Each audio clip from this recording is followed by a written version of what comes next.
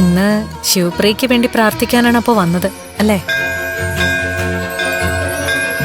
ഇന്ന് നിർണായകമായ ഒരു ടെസ്റ്റിന്റെ റിസൾട്ട് വരാനുണ്ട്.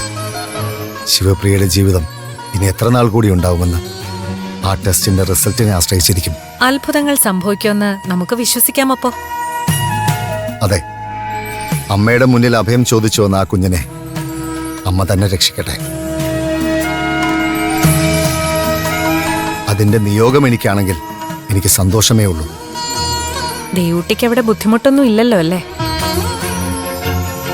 സ്വന്തം മോളുടെ ആയുസ്സിനും ആരോഗ്യത്തിനും വേണ്ടിയാണ് ആ അച്ഛൻ തിരുമേനി ഏതു നേരവും പ്രാർത്ഥിക്കുന്നത്.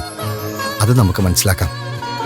എന്നാൽ ഒരു രക്തബന്ധവുമില്ലാത്ത ആ കുട്ടിക്ക് വേണ്ടി ദേവൂട്ടി ദേവിയോട് പ്രാർത്ഥിക്കുന്നത് കാണുമ്പോൾ അവളുടെ നന്മയും സ്നേഹവും എത്രമാത്രമുണ്ടെന്ന് നമുക്ക് മനസ്സിലാവും. രക്തബന്ധങ്ങളെക്കാൾ മൂല്യമുള്ള സാഹോദര്യ ബന്ധങ്ങൾ ചില മനുഷ്യർക്കിടയിൽ ഉണ്ടാവാറുണ്ട്. അങ്ങനെയുള്ളവരാണ് എല്ലാവരുടെയും നന്മ ആഗ്രഹിക്കുകയും അതിനുവേണ്ടി പ്രാർത്ഥിക്കുകയും ചെയ്യുന്നത്. ദേവൂട്ടി ദേവീ കടാക്ഷമുള്ള പെൺകുട്ടിയാണ്. മറ്റുള്ളവരുടെ നന്മയ്ക്ക് വേണ്ടി അതുകൊണ്ടാണ് എപ്പോഴും അവൾ പ്രാർത്ഥിക്കുന്നത്. ആ കുട്ടിക്ക് തുണയായി ഇപ്പൊ വിദ്യാമ്മ മാത്രമേ ഉള്ളൂ. അവൾക്ക് തുണയായി ചില രക്തബന്ധങ്ങൾ കൂടി വന്നു ചേരാനുണ്ട്. അതിനുള്ള സമയമാവുമ്പോ അവർ താനെ വന്നു ചേരും. അല്ലെങ്കിലും സാക്ഷാൽ ജഗദംബയുടെ അനുഗ്രഹവർഷമുള്ളപ്പോൾ അവൾ എങ്ങനെ അനാഥയാവും? എന്നും ദേവി ആ പാവത്തിന് തുണയാവട്ടെ.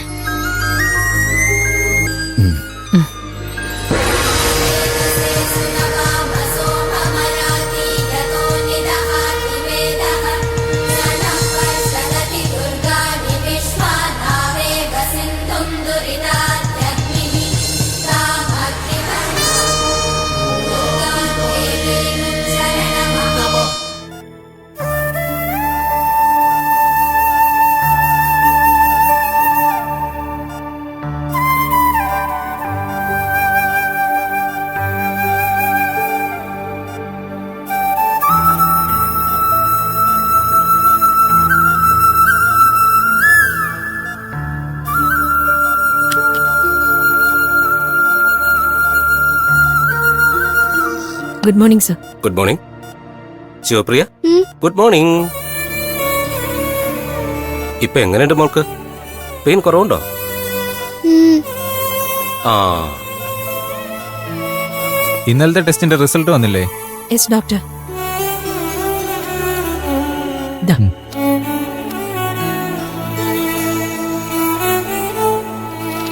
സർ, ദാ.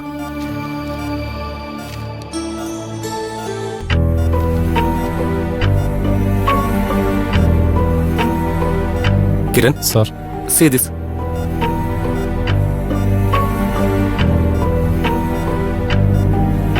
സർ, ഈ കണ്ടീഷനിൽ surgery? No no no no. ഈ സിറ്റുവേഷനിൽ സർജറി ഒരിക്കലും പ്രാക്ടിക്കൽ അല്ല. ഓ, പക്ഷേ ഈ നിലയിലും പേഷ്യന്റ് സർവൈവ് ചെയ്യുന്നുണ്ട് എന്നതാണ് മിറാക്കിൾ. ശരിയാണ് സർ, ഞാനും അതേപ്പറ്റിയാണ് ആലോചിക്കുന്നത്. ബി.പി ഹാർട്ട് ബീറ്റും ഒക്കെ ഓൾമോസ്റ്റ് ഇന്നലെ മുതൽ സ്റ്റേബിൾ ആണ്. വെൽ, മറ്റ് വേരിയേഷൻസ് ഒന്നും കാണുന്നില്ലെങ്കിൽ ഇവര് വീട്ടിൽ പോയിക്കോട്ടെ.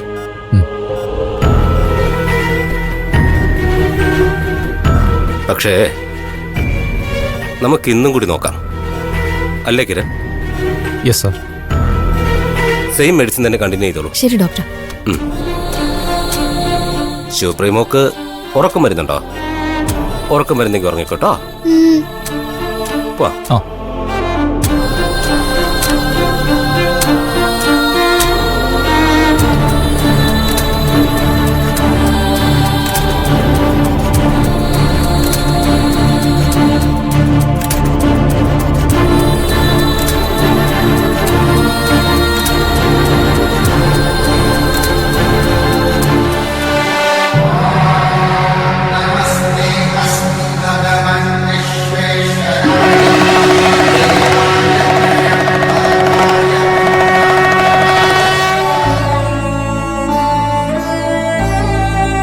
മഹാദേവ, മൃത്യുഞ്ജയ, എന്റെ മോളെ ഒരാപത്തും വരാതെ നീ കൈപിടിച്ചോണേ. ഇവിടെ വന്നതിന് ശേഷം അവളെ ഒരു നോക്ക് കണ്ടതേ ഉള്ളൂ ഞാൻ. പിന്നെ ഇതുവരെ എന്റെ കുഞ്ഞിനെ ഒന്ന് കാണാൻ പോലും എനിക്ക് പറ്റിയിട്ടില്ല.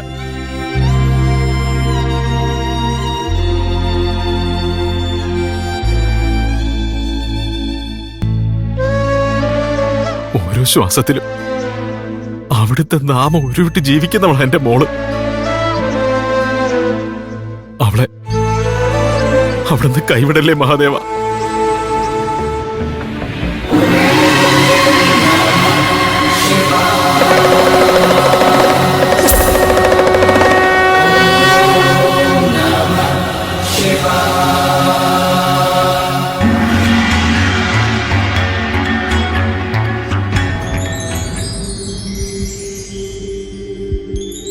ഭഗവാനെ, എന്റെ മോള്. അല്ല, തിരുമേനി ഇവിടെ നിൽക്കായിരുന്നോ? ഡോക്ടർ, എന്റെ മോള് അവക്കിപ്പോ എങ്ങനെയുണ്ട്? ഇവിടെ വന്ന അവസ്ഥയിൽ നിന്നും മോൾക്ക് നല്ല മാറ്റമുണ്ട്. ആ. പൂർണ്ണമായി ഭേദമായി എന്ന് പറയാറായിട്ടില്ല. എങ്കിലും കുഞ്ഞിന്റെ ആരോഗ്യാവസ്ഥയിൽ ഇപ്പൊ നല്ല പുരോഗതിയുണ്ട്. സത്യമുണ്ട് ഡോക്ടർ, എന്റെ മോളെ എനിക്കൊന്ന് കാണാൻ പറ്റുമോ? കാണാലോ. ആ, പിന്നെ ഒരു ഓപ്പറേഷനെ കുറിച്ച് ആലോചിച്ചിരുന്നു. അത് ഉടനെ വേണ്ടി വരില്ല.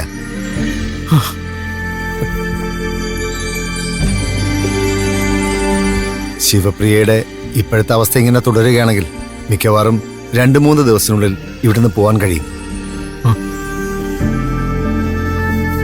ഇവിടുന്ന് പോയാലും കുഞ്ഞിന്റെ ആരോഗ്യകാര്യങ്ങളിൽ നല്ല ശ്രദ്ധ വേണം.